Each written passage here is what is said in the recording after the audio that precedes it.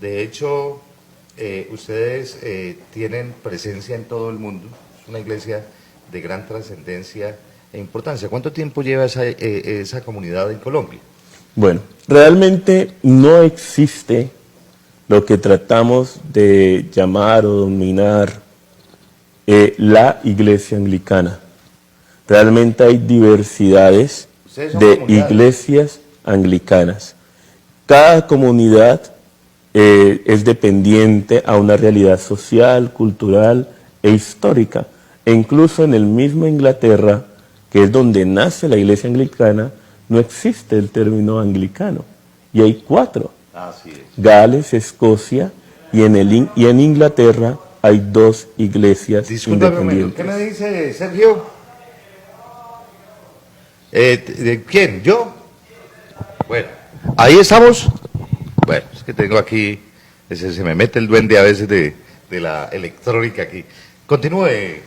Entonces, cuando hablamos de iglesia anglicana, estamos hablando de unas iglesias particulares que están sujetas a una realidad política e histórica. Entonces, por ejemplo, dentro del anglicanismo vamos a encontrar anglicanos high shorts o iglesia alta, vamos a encontrar low shorts, iglesia baja, y los anglicanos de iglesia alta, por ejemplo, somos más anglocatólicos. Cuando utilizamos el término católico no hacemos referencia a la iglesia católica, sino a ese término que nace con San Ignacio de Antioquía, griego, que significa universal. Hacemos parte de la fe única dada por nuestro Señor Jesucristo a los apóstoles y que la iglesia no nace en Roma, la iglesia nace en Jerusalén. También comprender, por ejemplo, los de la iglesia baja, que son más calvinistas, son más protestantes. Entonces, dentro de nuestra iglesia no hay una uniformidad. Nuestra iglesia está sujeta a la realidad histórica y cultural. Por ejemplo, un caso particular, mi iglesia, que es una provincia eclesiástica independiente de la comunión anglicana, porque no estamos de acuerdo con el matrimonio igualitario, no estamos de acuerdo con ciertas praxis que están en contra, según nuestra visión tradicional, de las Sagradas Escrituras, de lo que llamamos en latín el depositum fidei, del depósito de la fe. Hay una cosa importante, a mí me parece que planteado así, consultar la realidad social, sociocultural de una comunidad. ¿Qué pasó, Camilo? La realidad sociocultural de una comunidad es importante. Yo diría que no es lo mismo, por ejemplo, impartir la dirección espiritual a una comunidad indígena que a una comunidad afro. Claro. Tenemos características muy, muy diferentes. Y creo que se tiene que acomodar más la praxis, se tiene que acomodar más la filosofía de un culto a la comunidad, más que la comunidad se acomode al culto. Efectivamente, es que realmente lo que nosotros interpretamos es fe, razón y tradición. Esos 3 elementos son los que se debe depositar al pueblo de Dios. Se debe ser el garante de que lleguen a ellos y comprender que la fe, la razón y la tradición es lo que el anglicanismo siempre ha tenido como su bandera. Primero que todo, comprender, por ejemplo, con el tema de la fundación de nuestra iglesia anglicana. La iglesia anglicana no nace con Enrique VIII, como mucha gente lo piensa. La iglesia anglicana puede decirse que nace hace más de 20 siglos con José de Arimatea, que llega a colonizar la antigua Britania, las antiguas islas británicas. Muere José de Arimatea, aquel que le presta ese sepulcro a Jesús, que fue el primero que evangeliza en las islas británicas, y llega Aristóbulo. Aristóbulo es el hermano de Bernabé. Desde el inicio de lo que se denomina anglicanismo, que realmente es una redundancia decir iglesia anglicana en Inglaterra, porque la palabra anglicana en latín significa sí, inglesa, claro. ¿Ya? Pero ese término nace así mucho después. Cuando nace la iglesia de Cristo en las antiguas islas británicas, en las antiguas islas célticas, se veía que tenían una particularidad y una praxis diferente de cómo vivían y exteriorizaban la fe, estando en la misma jurisdicción. Entonces, por eso nuestra iglesia no es una iglesia pragmática ni dogmática, sino una iglesia que se adhiere a la realidad del tiempo y a la realidad del Estado y a la realidad del entorno sociocultural. Eso tendría explicación en que han habido cambios significativos a través de los siglos.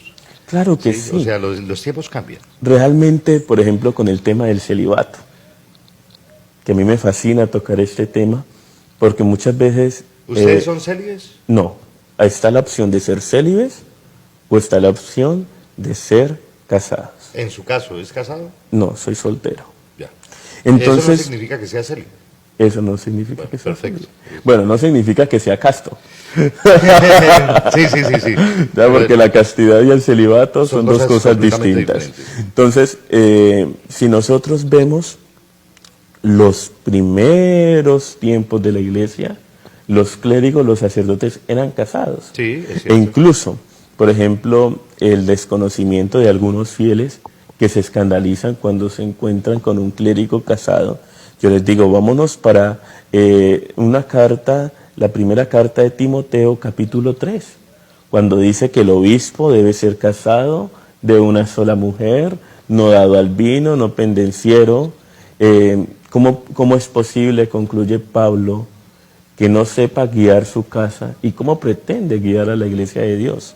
Y más adelante muchos santos... Esa es una discusión bastante amplia. Claro, y más adelante No, y yo muchos comparto ese criterio. santos, sacerdotes, fueron casados. E incluso si leemos el libro del Príncipe de Nicolás Maquiavelo, cuando ocurre todo este tema de los principados de Mónaco, que lo coge la corona de Aragón, después la corona de Francia, nos damos cuenta de la realidad sociocultural que se vivía en ese entonces. El Papa Alejandro VI, ¿cómo se llamaba? Rodrigo Borja, que el hombre italianizó su apellido por Borgia, ¿ya? El hombre era un hombre casado y se decía que tenía muchas amantes. Y el celibato nace de alguna u otra forma por cuestiones netamente económicas. No estoy desvirtuando el celibato, claro está, porque bien también lo dice San Pablo, que el que quiera hacer caso, que sea casto. Y si no es capaz con ello, es mejor que se case. Sí, ¿Ya? Entonces el celibato es un don de Dios. El celibato es un don de Dios para quien tiene ese don de Dios. Y la iglesia, en determinada realidad del tiempo, hizo bien con el tema del celibato. No como una imposición, porque realmente el celibato no es algo dogmático dentro de la Iglesia Católica Romana. El celibato es una praxis, es una disciplina que puede cambiar o que ha cambiado según la realidad del tiempo. ¿Dónde están ubicados ahora? Bueno, en estos momentos en Cali estamos en 3 sectores. Estamos en la base, estamos en el oeste y estamos en Ciudad Córdoba. Y aquí en Tuluá estamos en la calle 25, número 1613. Aquí, Ahí cerca. está el reverendo Wilmar Pérez. He tenido a Wilmar aquí. Él ha venido aquí, sí, muy jovial, muy particular el hombre. Sí, es compañero mío, es el arcedeán de esta jurisdicción de Colombia. Y en estos momentos estamos buscando un nuevo entorno, un nuevo lugar para abrir una misión, no tanto enfocada en la parte eclesiástica, porque ya existe en el anglicanismo aquí en Tuluá, sino enfocada en la parte social. En esa parte social usted tiene una fundación, ¿sí? Una fundación que cumple un trabajo muy importante para los tulueños, de esos trabajos callados que poco conocemos. ¿Por qué no hablamos un poco de la fundación? Bueno, la fundación La Obra de Jesús. Yo tengo un tríptico, y ese tríptico yo lo llamo los 3 alimentos. Alimento corporal, alimento intelectual y alimento espiritual. El mundo requiere espiritualidad, no religión, claro está, porque muchas veces confundimos la religiosidad con la espiritualidad. El ser humano vive infinidad de carencias emocionales y afectivas. Y para que el ser humano sea feliz, debe luchar por tener una espiritualidad estable, estar en paz consigo mismo, independientemente de su creencia. Y suscitar espiritualidad es importante. La segunda, la intelectualidad. Simón Bolívar decía en su carta, Mi delirio sobre el Chimborazo, ¿no? Él escribe: un pueblo ignorante es el instrumento ciego de su propia destrucción. Realmente el conocimiento no hace una persona inteligente, porque es diferente el conocimiento con la inteligencia, pero el conocimiento abre las puertas para que muchas cosas y posibilidades lleguen a la vida de los seres humanos. Nosotros no queremos dar, porque muchas veces pensamos que una obra social es dar comida. Para mí eso no es una obra social. Bendigo y respeto a quienes lo hacen, pero para mí una obra social es generar emprendimiento, cambiar conciencia. Por ejemplo, tengo una persona que me va a colaborar suministrando cursos de manualidades, otra que me va a colaborar, vamos a hacer cursos de carpintería y ebanistería, otros de electricidad. Primero vamos a hacer una jornada de salud que será en el mes de octubre, aproximadamente entre el 17 o 19.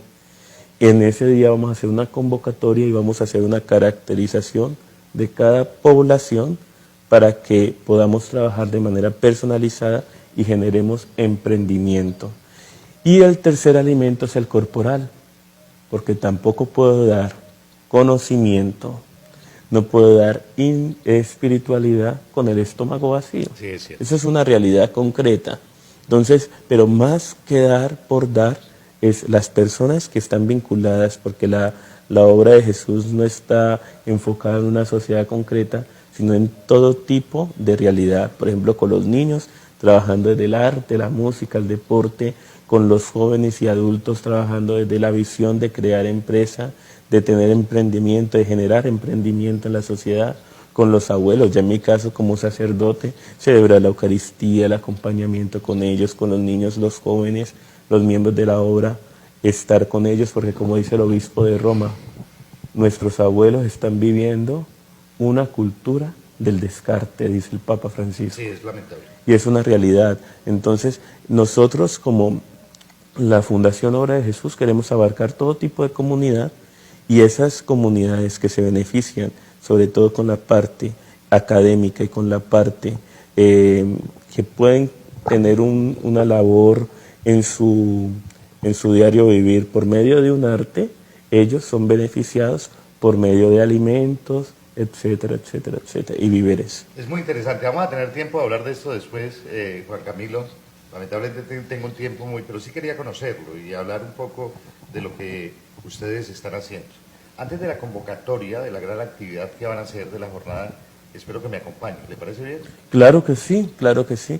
Vamos a estar atentos a la comunidad, prestos para todo aquello que requieran, y créeme que estaré aquí nuevamente para que hablemos largo y tendido y comunicar ese mensaje de esperanza que es ayudar al necesitado. Realmente los seres humanos vivimos llenos de divisiones, y esas divisiones no las creamos en nuestras cabezas, no las creamos en nuestras vidas, y realmente el ser humano es feliz cuando ayuda y sirve a los demás.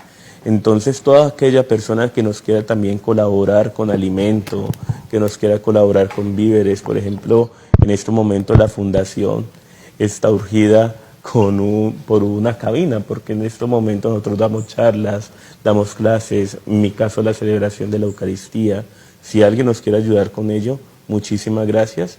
Se puede comunicar 25. con nosotros en el siguiente WhatsApp, 315-772-0052. Cualquier cosa. 315-772-0052. Fácil. Soy el reverendo Juan Camilo Cabalmur y estoy a la disposición de toda la sociedad tulueña. Señor, muchas gracias por acompañarme hoy. Gracias a ti, Israel. Muy gentil. Después de la pausa, José Luis Duque, candidato por el Centro Democrático a la alcaldía de Trujillo, exalcalde del municipio. José Luis, que tiene mucho que ver con esa declaratoria de Trujillo de paisaje cultural cafetero. Vamos a preguntarle al candidato cómo avanza su campaña y qué lo motiva ahora para volver a asumir las riendas del municipio en el evento de ser electo. Ya regresamos.